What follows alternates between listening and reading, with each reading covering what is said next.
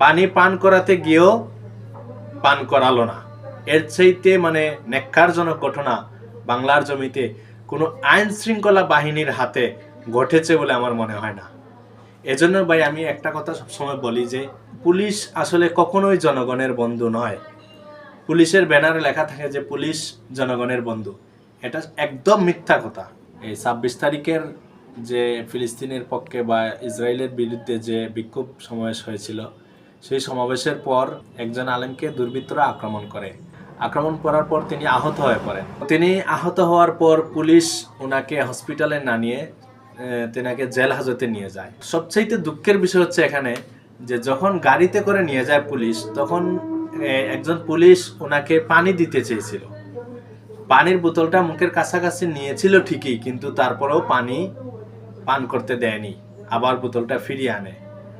এর চাইতে হৃদয় বিদারক ঘটনা বাংলার মাটিতে আর কোনোদিন কখনো হয়েছে বলে আমার জানা নেই। একজন মৃত্যুশয্যায় মানুষকে পানি পান করাতে গিয়েও পান করালো না।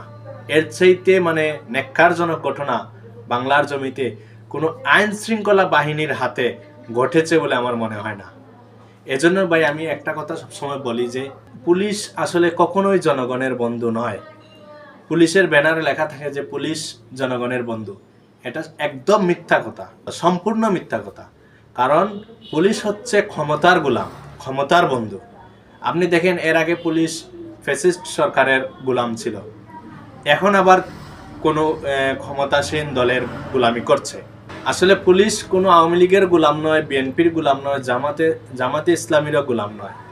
পুলিশ তাহলে কার গোলাম? পুলিশ হচ্ছে ক্ষমতার গোলাম। যে ক্ষমতায় থাকবে তার গোলামি করবে, এবং যারা ক্ষমতাহীন তাদের উপর নির্যাতন করবে, তাদেরকে ধরাশায়ী করবে, ইচ্ছা মতো তাদেরকে হামলা মামলা করে তাদেরকে হয়রানি করবে। এটাই হচ্ছে পুলিশের কাজ, এটাই হচ্ছে বাংলাদেশের পুলিশ। এই জন্য বাংলার জনগণের পুলিশের প্রতি এতটা ঘৃণা, তার নিজের বাচ্চা কাচ্চাকেও পুলিশের চাকরিতে দিতে চায় না। আরও তো বাহিনী আছে, অন্যান্য বাহিনীদের প্রতি বাংলার জনগণের যেরকম শ্রদ্ধা, যেরকম ভালোবাসা, এইরকম শ্রদ্ধা বা ভালোবাসা পুলিশের প্রতি নেই।